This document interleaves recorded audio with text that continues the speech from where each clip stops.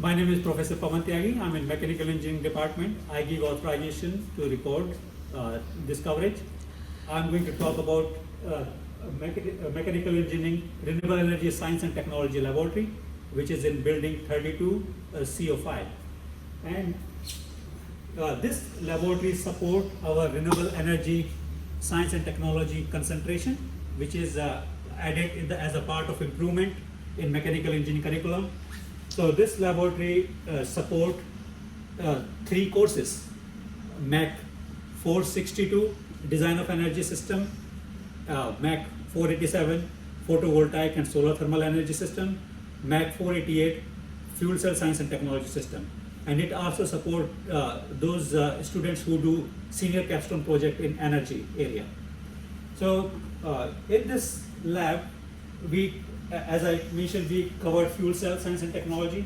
So this station, as you can see, this is designed to teach a student how to generate hydrogen energy using water, because we teach about lot about sustainability. So at the top of this equipment, you will fill water, then you plug it with the electricity. Electricity may come from solar, wind, or wherever power is. Then hydrogen, water will be split into hydrogen and oxygen. Oxygen will escape, but hydrogen will fill in this canister. And this canister is transportable, and people use it as a replacement of AA batteries. So one is equivalent to 6 AA batteries. So you can basically, at the end of the day, so we teach a student how to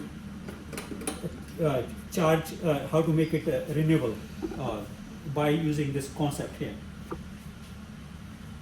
This, as we mentioned, fuel cell can be powered by a lot of renewable energy resources like wind energy. So in the design of energy system course, we briefly covered how a wind turbine works. So in that we have a lot of, so this is kind of a toy model for that, but the students have opportunity to see the whole system. And here comes another system. So this is our integrated solar cell and fuel cell system. So this shows the complete cycle, how solar energy will fall on it, will create electricity. That electricity will go in the electrolyzer. So that same electrolyzer is right there in that black color box, which is not observable. But this is a see-through electrolyzer, which a student can see how hydrogen is generated. So you fill water here, water will go here, and student will see how the hydrogen is getting filled in this area, and this hydrogen can be sent to the fuel cell, and this fuel cell will use that hydrogen and oxygen from the air. So air can come from this side, hydrogen will from this side, hydrogen oxygen react, and it power the fan. So this is the complete cycle. So we teach a lot about how the sustainability is important, and mechanical engineering is an important science, important technology education for that. So this is the example of one senior capstone project. So one student actually, so a student designed this fuel cell. So this is a graphite plates combined with the electrodes. So this is supposed to power a car. So a student designed it at Mechanical Engineering Department as a part of the senior capstone project.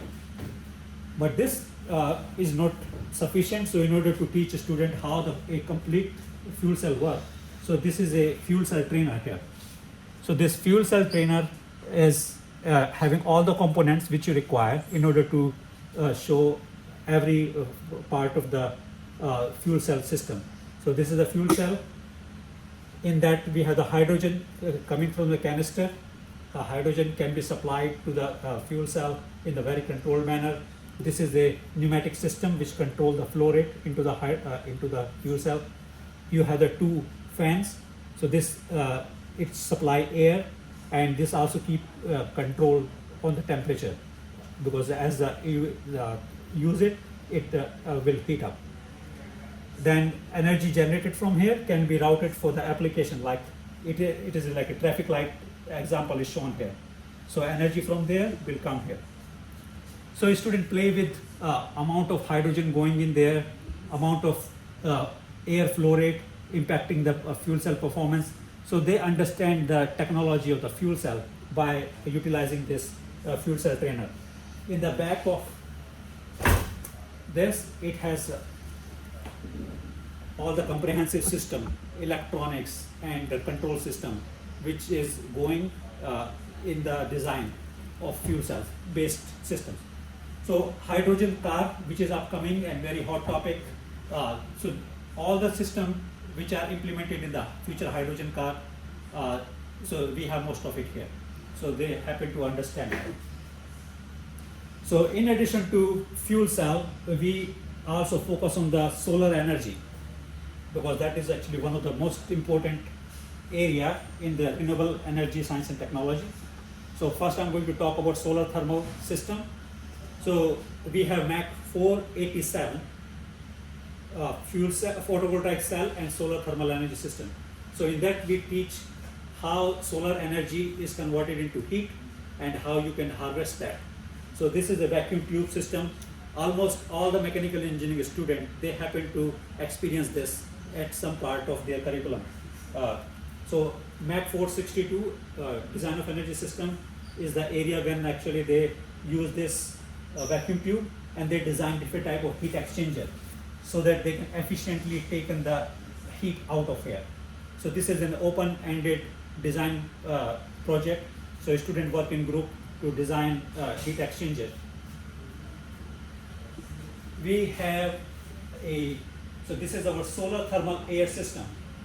So students are given exposure to how they will see room air will be siphoned into this system and will be sent back. So just using the solar energy, no additional power.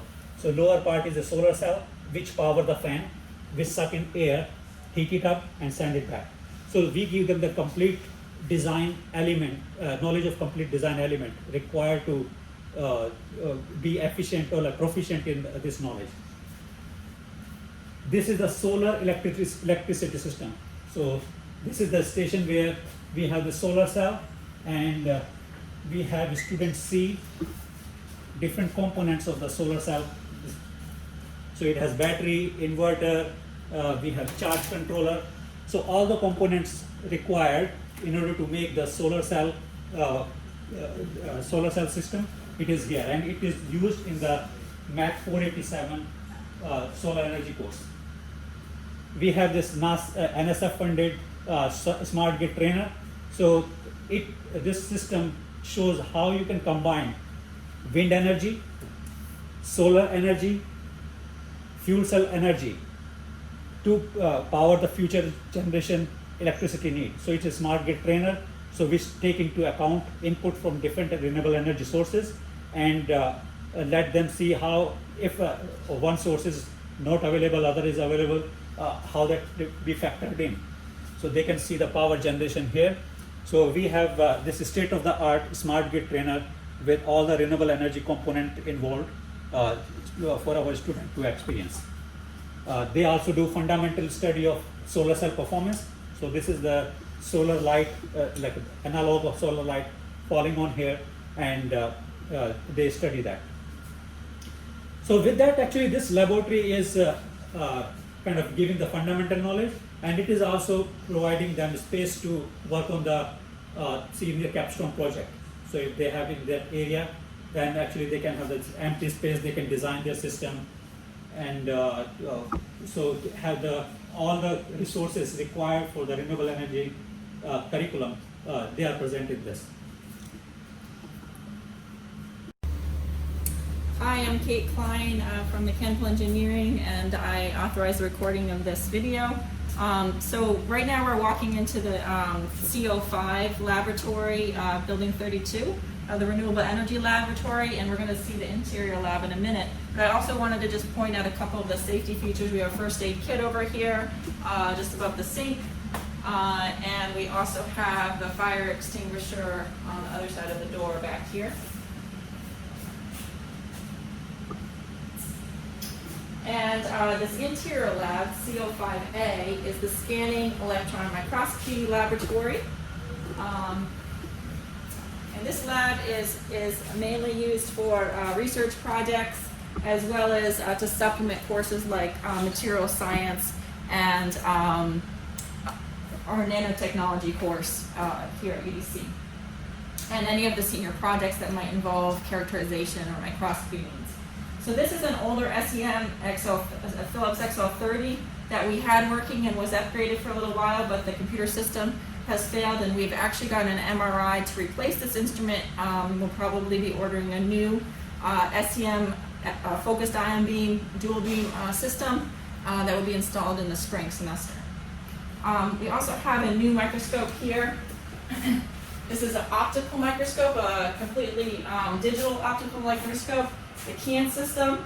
And we actually just purchased this microscope and have started to use it for coursework as well as for research purposes. So this microscope can not only give optical images, but also generate 3D images, do surface roughness, grain size measurements, and the like. So we're very excited to have this tool as part of our laboratories.